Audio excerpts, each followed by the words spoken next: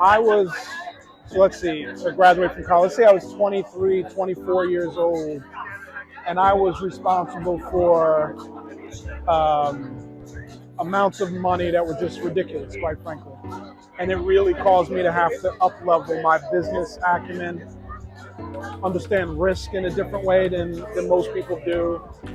And what that did was that when I moved into tech, I always had like a business, like I would start with what's the business problem, and then we'll find a tech solution to solve it. Whereas most of the people who worked with me who had an engineering background, they would start with the technical problem, but not really understand like how does this fit into like the overall business challenges. So it just put me in the room with the decision makers.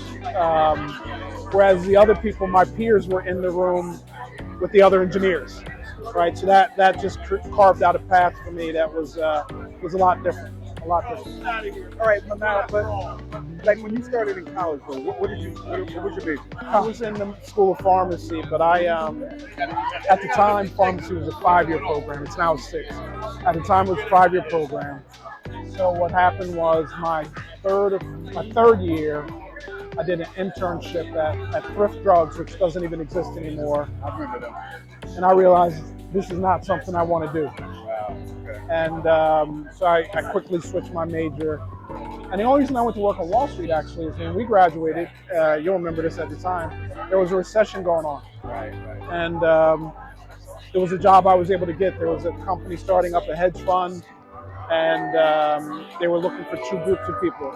Either people who had no experience or people who were like superstars. They didn't want anybody in between. They said, we're either going to plug you in and you'll go blow it up, or we're going to teach you how to do this. We don't want anybody here who thinks they know how to do it and really doesn't. So that's how I got in.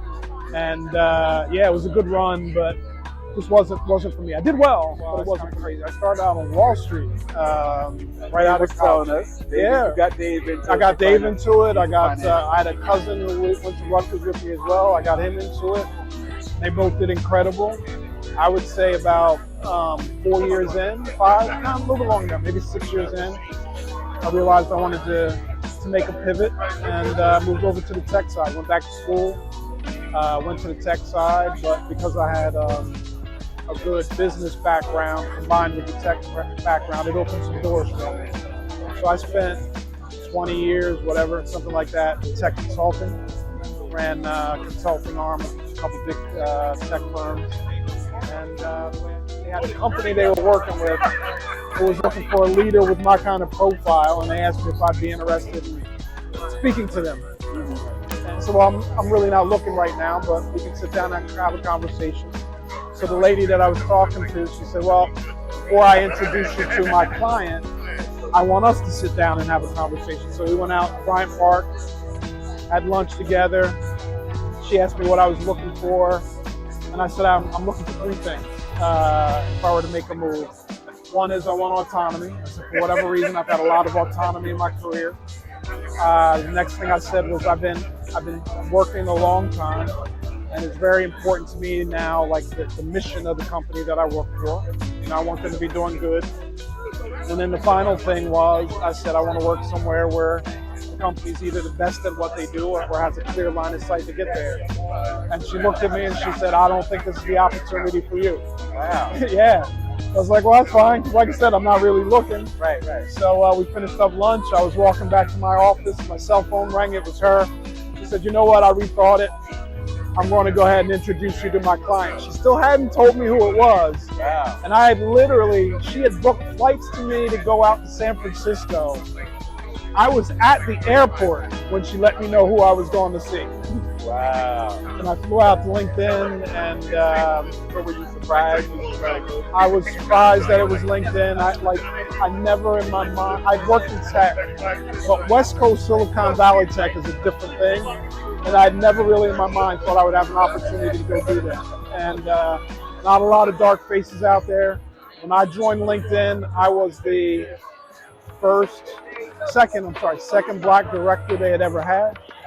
I was also the first director they had ever hired from outside the business.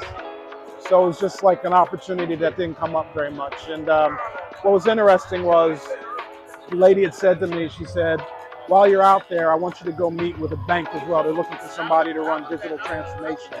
And since you're there, why don't you go visit with them? I said, all right. I had my LinkedIn meeting first. I came out and I called her. I said, you made this meeting at the bank. I'm going to go just because I don't want you to look bad. But I'm going to tell you right now, I'm not going to work for a bank. I found the kind of company I want to work for.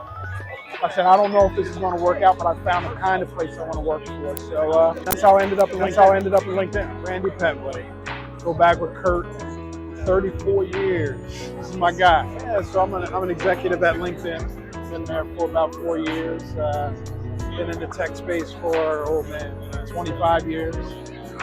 So I'm on the business side. So I'm the part of the business that makes sure we can pay the bills, that makes the money, and controls the cost. So I run right now. I run part of the business for North America, and starting next week, I'll be running a very similar part of the business, but for Europe, Middle East, Africa, and Latin America. Right. So that's LinkedIn. That's LinkedIn, an incredible journey. So since Kurt, you are the ambassador of hip hop, I'm going to share this with you, and you'll understand what kind of company I work with.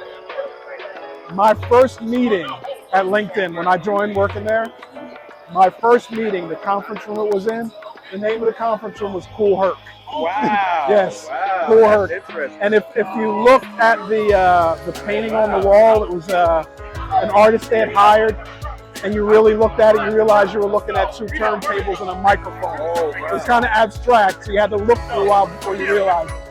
And I remember coming out of the meeting, and I was like, yeah, I just had to call one of my friends, and I said I just had a meeting at a conference room called Kool Herc. And they said, I thought you were going to work at a tech company. I said, I am. And it was crazy. That's interesting. Yeah.